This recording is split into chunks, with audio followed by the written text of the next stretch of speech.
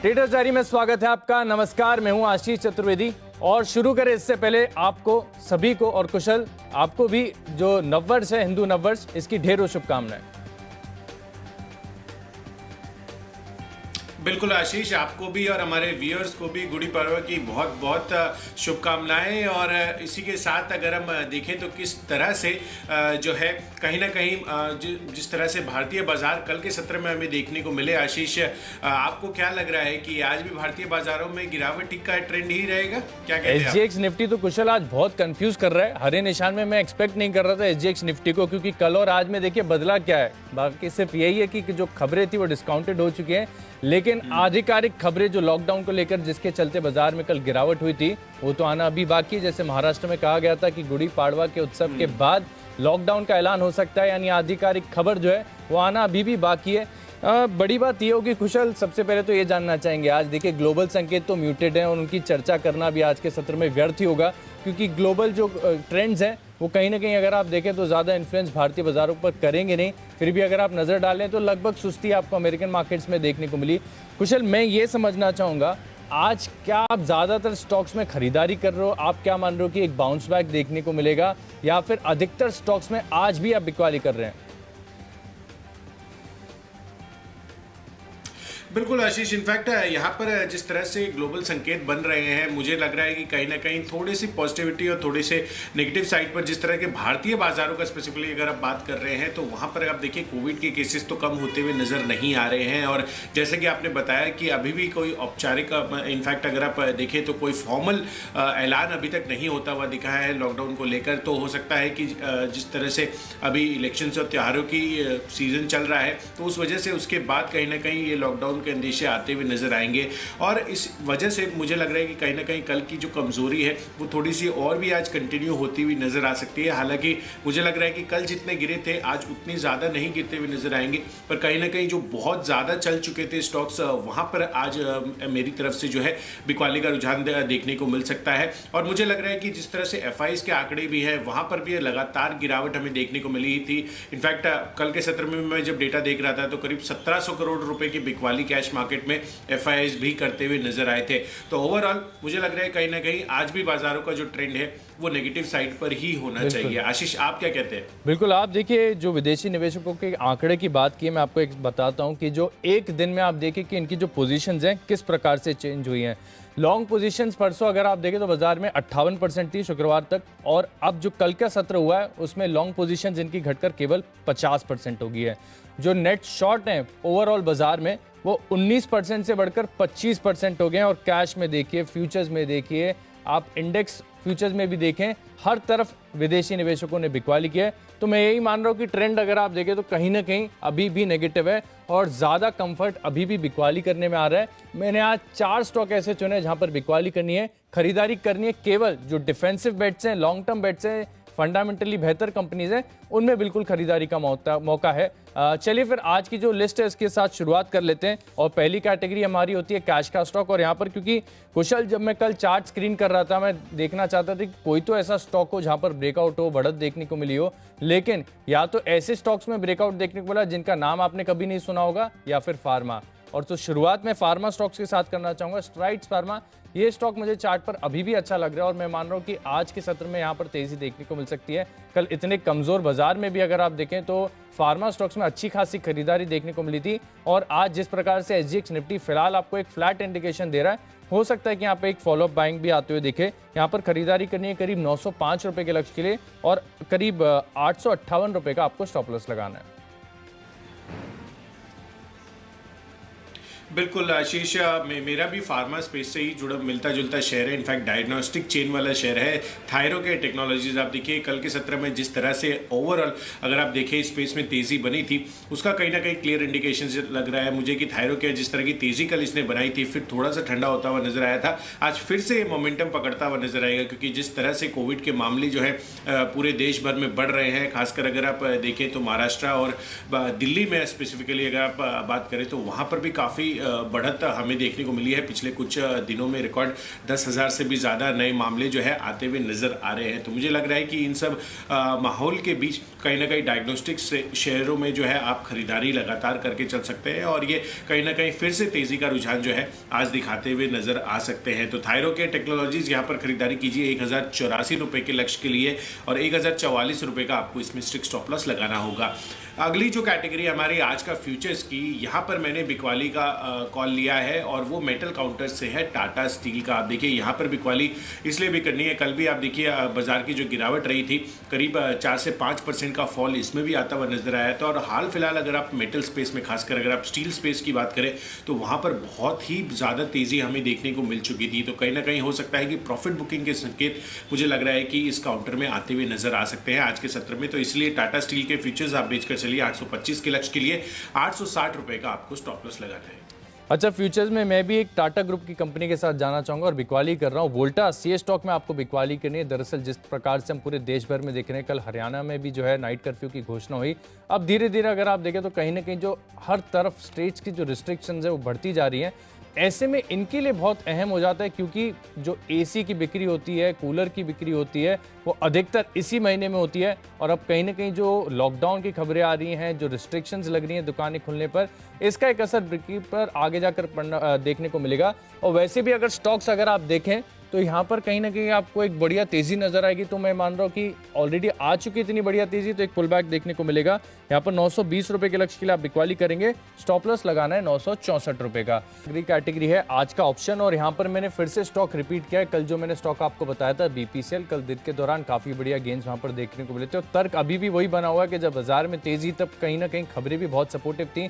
तो ऐसे में स्टॉक में बहुत सारी लॉन्ग पोजीशंस बिल्टअप होती हुई नजर आई। अब सबके सब जो है थोड़ा बहुत पैनिक करते हुए नजर आएंगे। और पुट राइटर्स अगर आप देखें तो वो भी खतरे में है। तो फिलहाल BPCL का 400 का पुट ऑप्शन, क्योंकि इंट्राडे बेसिस पर मैं सजेस्ट कर रहा हूँ, इसके लिए हम एट द मनी रहेंगे। 405 के आसपास की क्लोजिंग है, तो यहाँ पर खरीदारी करनी है। पहला लक्ष्य का 12, गिरावट देखने को मिल सकती है। तो हो सकता है कि आप अपने टारगेट्स को रिवाइज भी करके नजर आए। लेकिन क्योंकि SGX निफ्टी फिलहाल सुस्त नजर आ रहा है, इसके स्टॉप लॉस का विशेष ध्यान रखिए। 8 रुपये 40 पैसे का आपको स्टॉप लॉस लगाकर यहाँ पर बिकवाली करनी है। कुशल, ऑप्शंस में आपने क्या चुना है? बिल्कुल, और ऑप्शन में मैंने भी बिकवाली का ट्रेड चुना है और ये NBFC स्पेस से है, HDFC लिमिटेड का। आप देखिए कल के सत्र में जिस तरह से ब्लडबाथ आपको एंटायर NBFC स्पेस में आता हुआ नजर आया था, HDFC लिमिटेड जो है वहां पर बहुत ज़्यादा गिरावट हमें देखने को नहीं मिली थी एज कम्पेयर टू बाकी अगर स्टॉक्स की बात करें तो। इनफैक्ट यहाँ पर 3-3.5% का फॉल कल के सत्र में था और कंपेरेटिवली 9-9.5% की गिरावट हमें बाकी स्टॉक्स में आती हुई नजर आई थी। तो मुझे लग रहा है कि यहाँ पर बिकवाली का जो रुझान है वो आज के सत्र में और गहराता हुआ नजर आएगा। 2420 रुपये का पुट ऑप्शन इसमें आपको खरीद कर चलना है। करीब 65 रुपए की प्राइसिंग है। 85 रुपए के लक्ष्य के लिए आप पर खरीदारी कीजिए इसके पुट ऑप्शन में और 55 रुपए का आपको स्ट्रिक्ट स्टॉप लॉस इसमें लगाना होगा।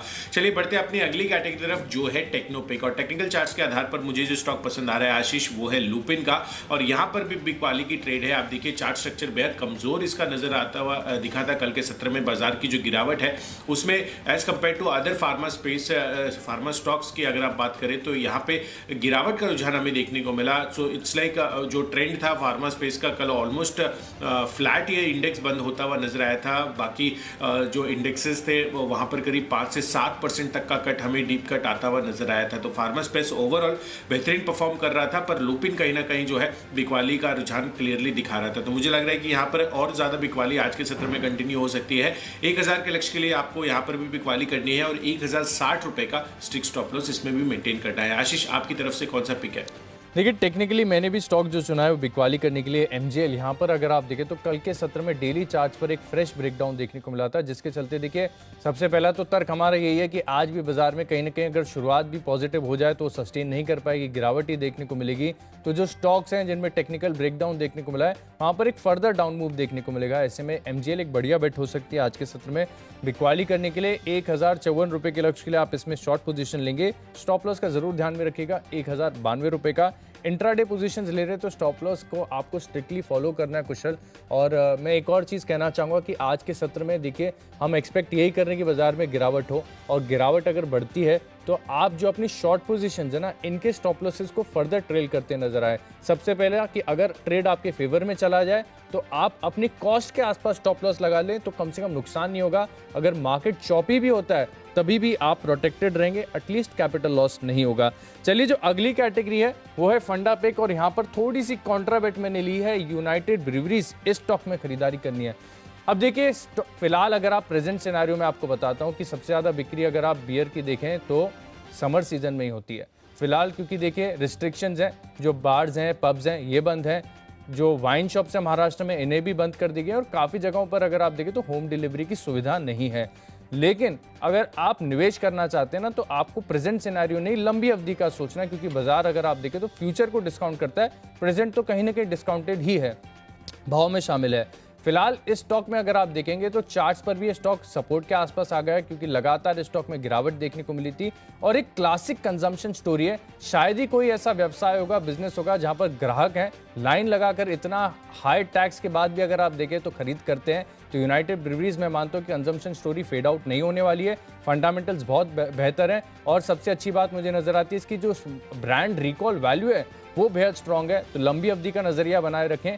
एक साल की अवधि के लिए इस स्टॉक में अगर आप निवेश करेंगे तो मैं मानता हूं कि जो प्रीवियस पीक है इसको दोबारा टच करेगा। 1275 रुपए के लक्ष्य के लिए यूबीएल में आप निवेश करेंगे। कुशल, आपने कौन से स्टॉक चुने? बिल्कुल, और मैंने फंडामेंटली जो स्टॉक चुना है वो है डॉक्टर रेड्डीज का। यहाँ पर खरीदारी करने की राय है।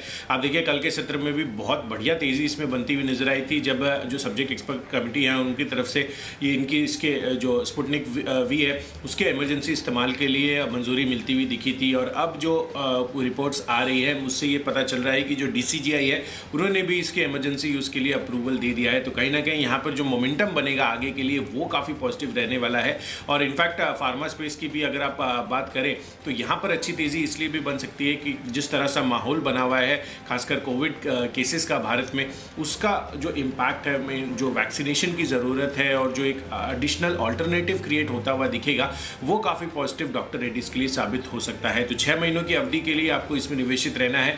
ऑलमोस्ट आपको यहाँ पर 600 रुपये की अपसाइड जो है मौजूदा लेवल से देखने को मिल सकती है, और 5600 के टारगेट्स ये अचीव करता हुआ नजर आ सकता है।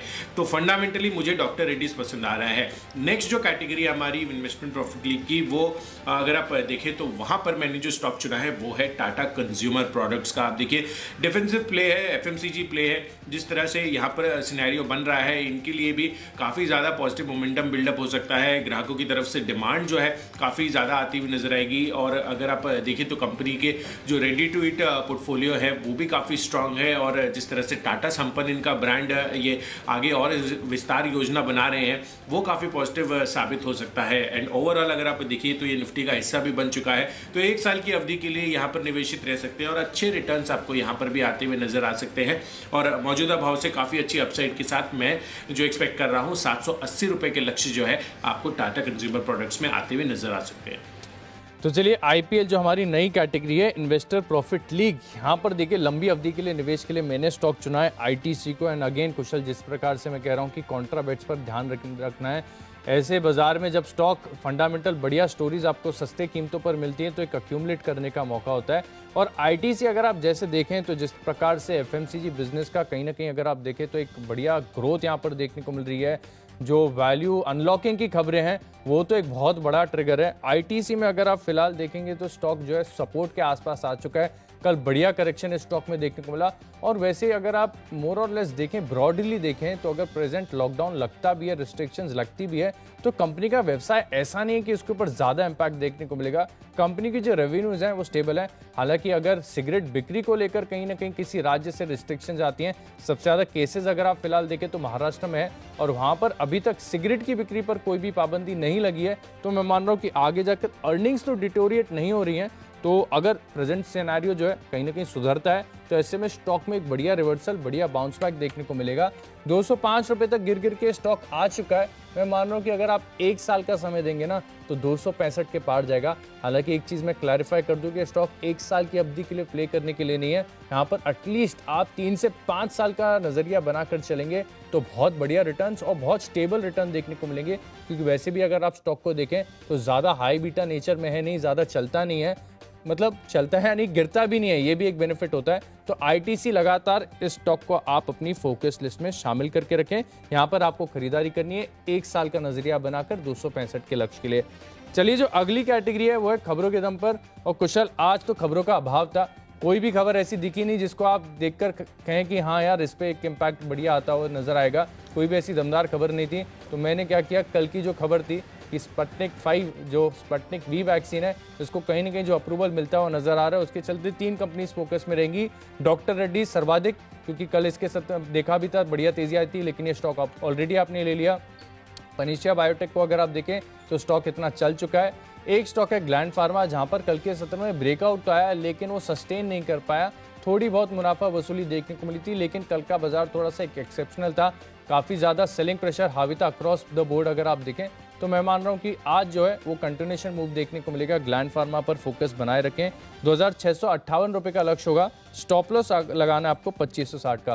कुशल, आपने कौन से स्टॉक चुने? बिल्कुल, जैसे कि आप बता रहे थे कि खबरों का अभाव रहा है, उसको देखते हुए कहीं ना कहीं मुझे लग रहा है कि जो मैंने एक काउंटर चुना था डायग्नोस्टिक स्पेस से, मुझे लगा कि इसको डबल कर देना चाहिए। और कहीं ना कहीं एंटायर डायग्नोस्टिक स्पेस जो है वो लगातार फोकस में बना हुआ है और आगे भी बना हुआ रहेगा।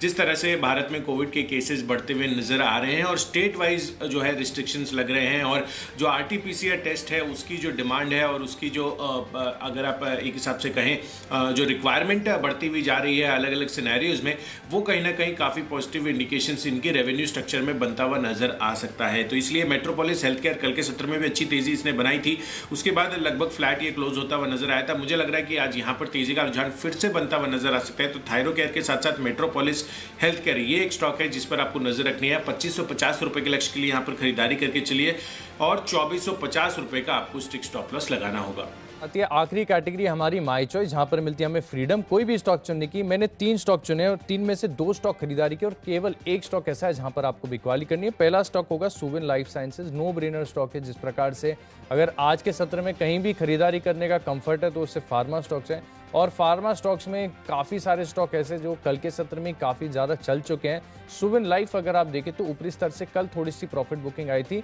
मैं मान रहा हूँ कि हुई जो कल का ओपन था उसको सपोर्ट बनाकर ये स्टॉक दोबारा चलते हुए नजर आएगा और कल की जो पीक है उससे दोबारा टच करेगा। 88 रुपीज़ के आसपास के लक्ष्य के लिए आप इस स्टॉक में खरीदारी करेंगे। स्टॉप लॉस लगाना है 81 रुपीज़ 50 पैसे का। अगला स्टॉक है डिफेंसिव बेट है और FMCG स्टॉक्स पर मेरा फोकस लगातार बना हुआ है। कल के सत्र में हमने HUL में खरीदारी की राय दी लंबी अवधि के लिए। आज मुझे पसंद आ रहा है डाबर, क्योंकि आयुर्वेदा जो थीम है ना वो ऐसे सिचुएशन में बहुत ज़्यादा चलती है और मैं मान रहा हूँ कि डाबर एक बढ़िया सस्टेनेबल लॉन्ग टर्म प्ले हो सकता है। यहाँ पर आपको खरीदारी करनी है और जिस प्रकार से चार्ट के स्ट्रक्चर हैं कल के सत्र में भी अगर आप देखें तो कोई भारी बिकवाली नहीं, मामूली सी गिरावट के साथ ये स्टॉक बंद हुआ। SGX निफ्टी अगर आज थोड़े भी समय के लिए पॉजिटिव ट्रेड करता है तो डाबर में एक अपमूव देखने को मिलेगा। 566 रुपए के लक्ष्य के लिए आपको इस स्टॉक में खरीदारी करनी है और करीब 549 रुपीज़ का आपको स्टॉप लॉस लगाना है। आखिरी स्टॉक है मेरी लिस्ट में बिकवाली करनी है सीमेंस में। यहाँ पर अगर आप देखें तो चार्ट्स पे, डेली चार्ट्स पर खासतौर पर अगर आप देखेंगे तो एक फ्रेश ब्रेकडाउन देखने को मिला था। तो मैं मान रहा हूँ कि बिकवाली जो है आज भी की हावी होते हुए नजर आएगी। 1696 रुपए के लक्ष्य के लिए बिकवाली करेंगे और 1742 रुपए का आपको स्टॉप लॉस लगाना है। कुशल, माई चॉइस में आपने कौन से स्टॉक चुने?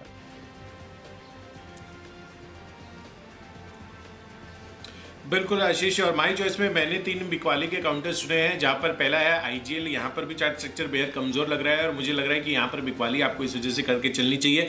500 रुपए के टारगेट के लिए यहाँ पर बिकवाली कर सकते हैं। 522 रुपए का स्टॉप लॉस लगाइए। साथ ही LNT, यहाँ पर मैंने आपको कल भी शॉर्ट करने की राय दी थी। आप देखिए 4-4.5% की गिरावट इसमें आई थी और मुझे लग रहा है कि यहाँ पर बिकवाली का रुझान और ज्यादा कंटिन्यू रह सकता है। जिस तरह से देश में कोविड के मामले बढ़ रहे हैं, माइग्रेशन ऑफ लेबर का इशू जो है इस स्टॉक में आता हुआ नजर आ सकता है और एग्जीक्यूशन इस वजह से भी डिले हो सकती है। तो फंडामेंटल कारण है इसमें जो है बिकवाली करने की राय है। वैसे भी स्टॉक जो है काफी ज्यादा चल चुका है, तो 1300 रुपए के टारगेट के लिए यहाँ पर बिकवाली कीजिए। 1360 रुपए का आपको स्टॉप लॉस लगाना होगा।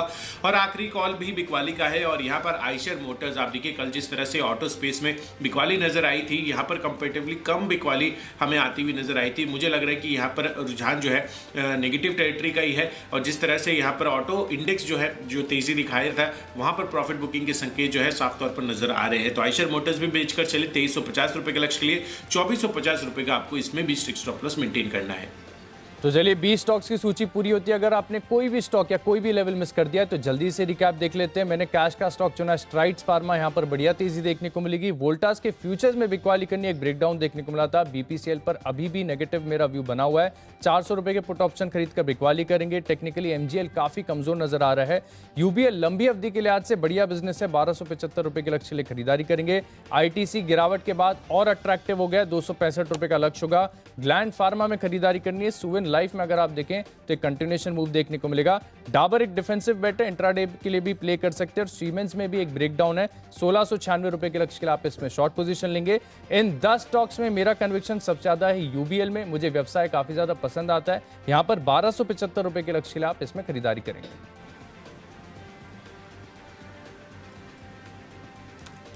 बिल्कुल, तो चलिए कैश पे से मैंने आपको थायरोकेयर टेक्नोलॉजीज ये खरीदारी करने की राय दी है। यहाँ पर अच्छा मोमेंटम है। साथ ही फ्यूचर्स में टाटा स्टील बेचकर चलिए, कल जो गिरावट का ट्रेंड था वो आज भी जारी रह सकता है। एचडीएफसी लिमिटेड, यहाँ पर भी एनबीएफसी स्पेस से आपको पुट ऑप्शन खरीद करने की राय है। लुपिन में जो है टेक्निकल चार्ट स्ट्रक्चर बेहद वीक लग रहा है। साथ ही डॉक्टर रेड्डीज फंडामेंटली काफी मजबूत स्टॉक लग रहा है। स्पुतनिक वी को जो इमरजेंसी यूज के लिए मंजूरी मिली है वो इनके लिए काफी पॉजिटिव अगले 6 महीनों में साबित हो सकती है। और फर्दर साथ ही टाटा कंज्यूमर प्रोडक्ट्स 1 साल की अवधि के लिए आप निवेशित रह सकते हैं 780 रुपए के टारगेट के लिए। साथ ही Metropolis health care diagnostic chain लगातार फोकस में बने हुए हैं। और 3 माई चॉइस कैटेगरी के बिकवाली के काउंटर्स हैं, जहां पर आईजीएल, एलएनटी और आइशर मोटर्स में जो है आपको बिकवाली करने की राय है। और इन सब में जो मेरा बेस्ट पिक है वो है टाटा कंज्यूमर प्रोडक्ट्स का। 780 रुपए के टारगेट के लिए 1 साल की अवधि के लिए आपको इसमें निवेशित रहना है।